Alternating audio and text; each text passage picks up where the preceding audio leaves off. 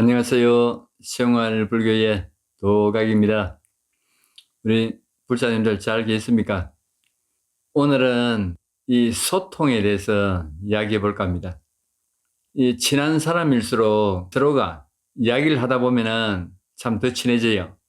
그런데 소통이 제대로 안 되면은 아무것도 아닌 일을 가지고 원수가 되기도 하고 또 이혼을 하게 되기도 하고 부모 자식 간에 멀어집니다. 대화가 우리가 살아가면서 아주 중요합니다. 아무리 상대방을 생각해도 내가 표현을 하지 않으면 상대방이 몰라요.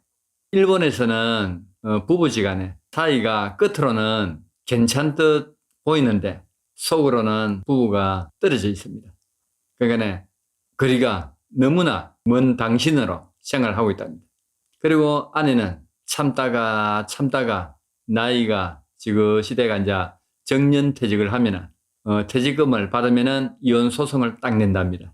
이렇듯이 우리 기성세대들이죠. 나이가 60이 이래 넘어가면은 남편들이 아내와 소통이 참 잘 안 되고 있어요. 소통의 부재로 인해 가지고 여러 가지 오해가 많이 일어납니다.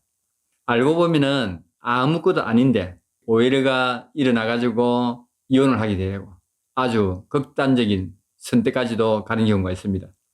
부모 자식 간의 소통, 부부 간의 소통, 또 이웃 간의 소통. 이 소통이 잘 이루어지면은 큰 일도 쉽게 해결이 됩니다. 그런데 소통이 안 될 때는 조그마한 일 가지고도 아주 큰 일로 이어져 가지고 법적으로도 가는 경우가 많습니다. 제가 있는 이곳 시골 마을에서도 좋은 일도 많이 있지만은 때로는 소통 부재로 인해 가지고 아주 안 좋은 일이 가끔 일어나기도 합니다. 그것을 갖다가 저는 잘 봅니다. 보면서 아무것도 아닌데 이 서로가 고집을 피우고 나이 차이를 극복을 하지 못해 가지고 경찰들이 오는 일까지 벌어지기도 합니다. 소통이 얼마나 중요한지 살면서 많이 느낍니다. 얼마 전에 마을에서 있었던 일입니다. 마을에 또 간부를 맡고 계신 어르신이 있지요. 이 어르신이 하루는 옆집에 한 세 번째 떨어진 집에 지나가다가 제초제를 갖다가 그건 농약이죠. 농약을 슬쩍 하나를 들고 갔습니다. 그런데 이 집 아들이 그 약을 쓰려고 보니까 약이 없어져 버렸거든요.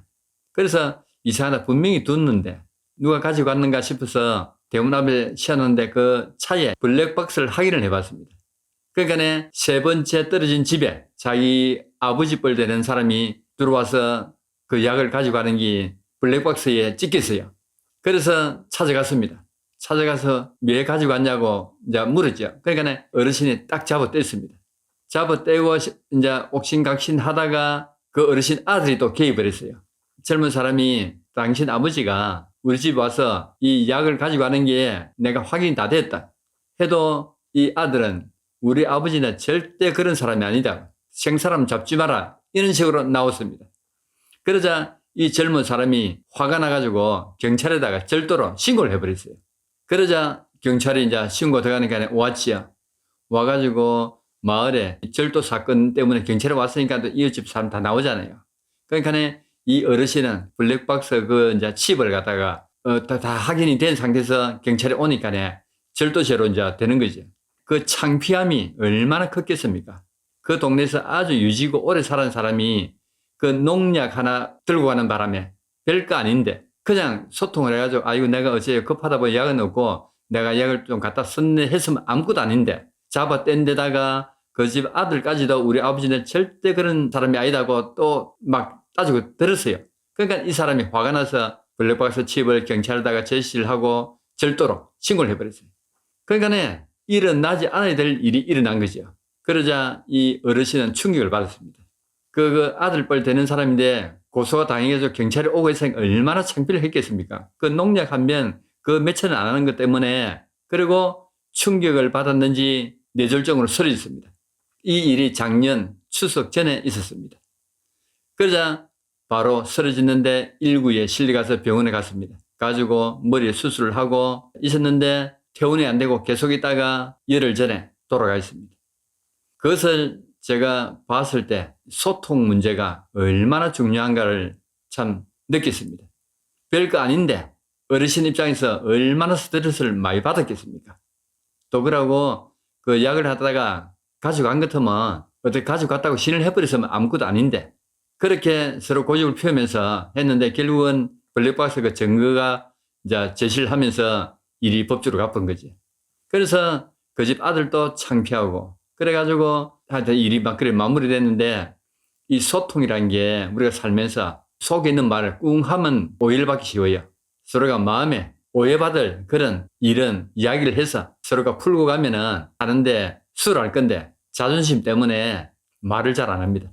특히 우리 한국 이 남편들 어디 저 밖에 볼 보고 나갔다가 들어오면은 술이 한 잔 떡 때가 들어와가지고 집에 아내는 밥을 차려놓고 기다리고 있는데 와가지고 소 밥 줬나 개 밥 줬나 그 말부터 문제예요. 아내에게 저녁 먹었나 말 한마디 안 하고 짐승부터 챙기거든. 그러니까 이 아내가 열받지요. 내가 살면서 저 소보다 개보다 못한가 가슴에 맺힙니다. 이게 계속 사이가 가죠. 사이가 가다 보면은 어느 때인가 되면은 이혼 말이 나옵니다. 그래서 황혼 이혼이 많이 지금 하고 있죠. 근데 아무것도 아닌 것 가지고 남편은 또 오직 아내를 사랑하고 좋아하죠. 근데 표현을 잘 안 해요. 그러다 보면은 일이 이제 크게 되는 거죠. 그래서 우리가 살면서 특히 아내, 부모 자식 간에, 이웃 간에, 직장에서도 그렇고 소통을 서로가 잘 하다 보면은 모든 일이 매끄럽게 잘 풀리는데 마음에는 있는데 말을 하니까 자존심 좀 상하고 그래서 아무것도 아닌 일이 결국은 크게 가서 걷잡을 수 없는 사건까지 가는 이런 일이 생깁니다. 불자님들, 특히 부부지간 나이가 드시고 하면은 속에 있는 말 표현을 하세요. 그러다 보면은 아무것도 아닙니다. 오늘은 이 소통에 대해서 제가 또 이야기를 한번 해보겠습니다. 60대 부부가 화가 나서 이혼을 했습니다. 이혼했는데 마지막으로 이혼을 하고 이혼만 또 전문적으로 하는 변호사와 저녁을 이제 함께 하기로 했습니다. 마지막이니까 우리 그냥 저녁이나 함께 합시다 했지요. 그래서 세 사람이 앉았습니다. 앉아가지고 아내가 저녁에 당신이 좋아하는 통닭 단말이 주문을 하고 이 여러 가지 음식을 시놓고 먹게 됐습니다. 그래서 통닭이 나왔어요. 남편이 통닭을 탁 지더만한 날개 부위를 탁 꺾어서 자 드시오 하고 주거든요. 그러자 옆에서 변호사가 딱 보니 굉장히 부드럽게 멋이 돌아가는 거거든요. 잘하면은 다시 재결합해가 살 수도 있겠다 싶어서 유심히 봅니다. 그러자 이 아내가 남편이 통닭을 권하는데 받기는커녕 화를 냅니다. 당신은 30년 동안 여지껏 이런 행동을 해왔다. 내가 무슨 부위를 좋아하는지도 모르고 당신은 이기주의고 자기 중심적으로만 생활해왔다. 아직도 습관을 못 고치느냐면서 나는 날개 부위를 좋아하는 게 아니고 다리 부위를 좋아한단 말이요 하고 탁 쏘아붙이거든요. 그러고는 아내가 또 이야기를 합니다. 식당을 가든 어딜 가든 나에게 먼저 물어본 적이 있어요. 항상 자기 중심적으로만 이야기하고 자기가 좋아하면 나는 당연히 좋아하는 줄 알고 일방적으로 날 이끌어 왔잖아요 하면서 쏘아붙이거든요. 아내의 그런 반응을 보이자 남편은 이야기를 합니다. 날개 부위는 내가 가장 좋아하는 부위야.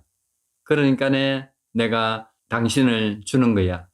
나는 내가 좋아하는 날개 부위를 갖다가 먹고 싶어도 꾹 참고 여지껏 당신에게 먼저 권했던 건데 어떻게 그렇게 말을 할 수가 있어 하거든요. 그러고는 부부가 서로 불쾌한 표정을 지으며 씩씩거리고 각자의 집으로 돌아갔습니다. 헤어져서 집으로 돌아온 남편은 아내가 했던 그 말이 자꾸만 맴돕니다.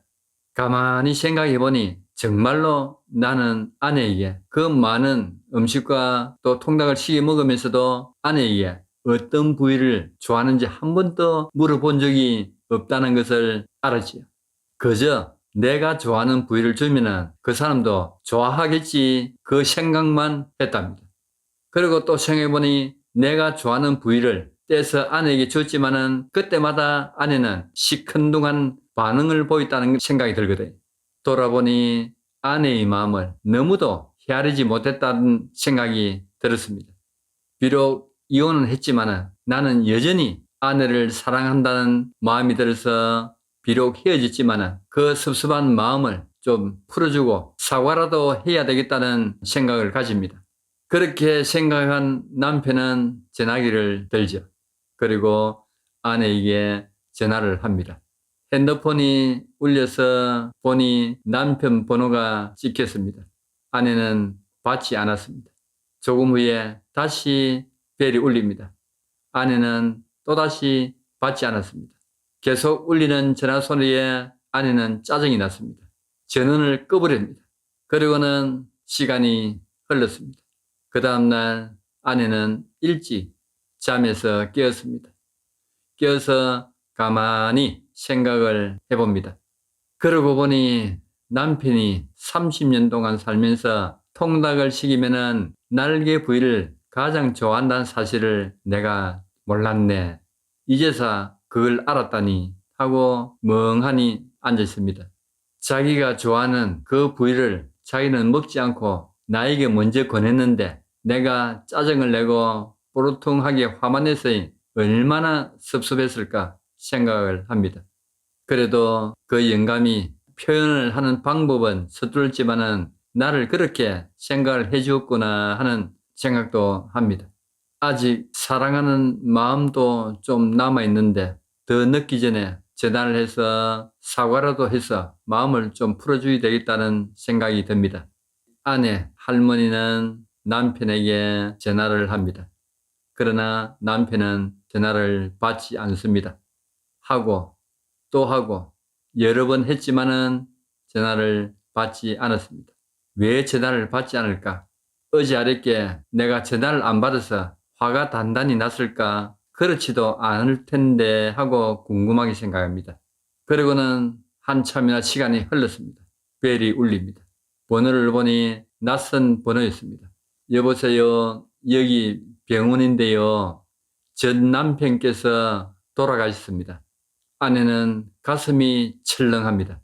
바로 병원으로 달려간 아내는 핸드폰을 손에 꼭 쥐고 주고 있는 남편을 봅니다. 그 핸드폰에는 마지막으로 남편이 아내에게 보내기 위해서 문자를 찍어 놓은 게 눈에 들어왔습니다. 여보, 미안해, 사랑해요. 시청자 여러분, 조금만 남편이 속에 있는 그 이야기를 갖다가 아내에게 표현을 했으면은 이혼까지 가지 않았을 텐데 너무나 우리 남편들은 표현을 하는 방법이 서툽니다. 마음속에 사랑하고 좋아한다는 그 뜻은 있어도 표현을 못해요. 어떤 노부부는 평생 동안 살면서 남편에게 사랑한다는 말 한마디 들어본 적이 없답니다. 왜 그렇게 힘듭니까? 지금부터 아내에게 사랑한다, 좋아한다 표현을 좀 하세요. 그리고 음식이 있으면 먼저 권하세요. 그리고 뭘 좋아하는지 물어보기도 좀 하세요. 내가 짜장면을 좋아한다고 아내도 짜장면 먹어. 내가 좋아하는 음식을 무조건 일방적으로 아내도 먹게 만들지 말고 아내가 뭘 좋아하는지 물어보고 먼저 배려해주는 행동을 한번 해보세요. 그러면은 아름다운 노년의 세월을 보낼 수가 아마 있을 겁니다. 우리 불교에도 그렇습니다. 금강경에 보면은 부처님과 제자들 간에 소통하는 게 나옵니다. 제자들 간에 반장격인 수보리 존재이지요. 금강경 앞면에 나옵니다. 장로 수보리 제대 중중 적종자기 편단 우견하고 우설 착지하여 합장공경 쭉 나옵니다. 장로 수보리가 대중들 속에서 일어나서 오른쪽 어깨에 옷을 걷어매고 오른쪽 무릎을 꿇고 합장하여 공경을 표하면서 부처님께 질문하는 장면이 나오죠. 이렇듯이 질문을 하고 답하고 뭔가 서로가 소통이 돼야 됩니다. 그러다 보면은 웬만한 일은 부드럽게 다 넘어갑니다. 소통 부재에서 오는 우리 생활에서 엄청나게 오해를 많이 불러일으키기도 합니다. 자존심 좀 내려놓으시고 서로 터놓고 이야기를 한번 해보세요. 그러다 보면은 살아가는데 즐거움이 있을 겁니다. 혼자 계신 분들은 친구들과 소통 많이 하시고, 또 부부가 계신 분들은 부부간에 커피를 한잔 하더라도 이야기를 많이 해보세요. 그러다 보면 많이 부드러워질 겁니다. 오늘은 소통에 대해서 이야기해 봤습니다. 모두 건강하십시오.